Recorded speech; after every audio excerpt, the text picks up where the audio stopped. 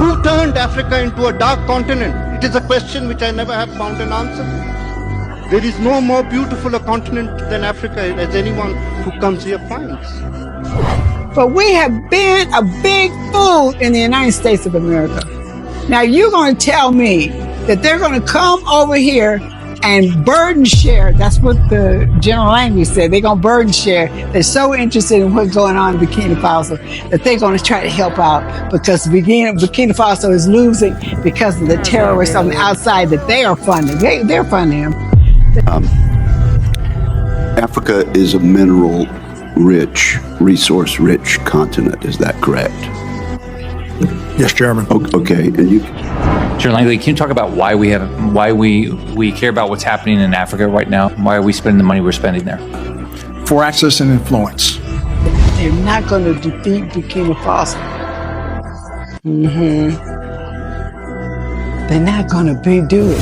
Who gets some of that money? Does that name ring a bell to anybody in the room? Because your money, $697 million annually, plus the shipments of cash funds madrasas, ISIS, Al-Qaeda, Boko Haram, ISIS Khorasan, terrorist training camps. That's what it's funding. The United States spends almost $1 trillion every year on war making.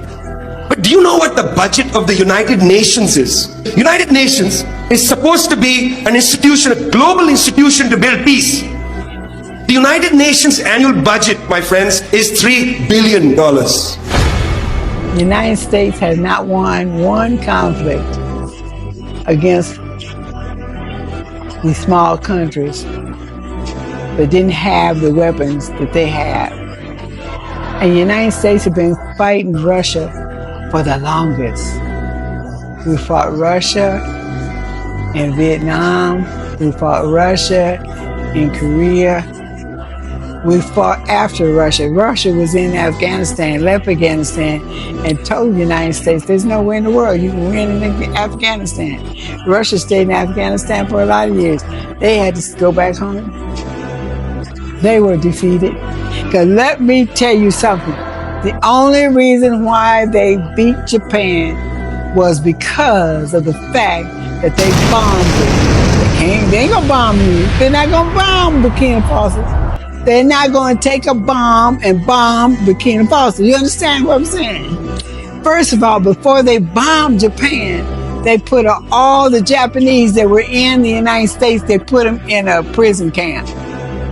Yeah, they put them in a prison camp.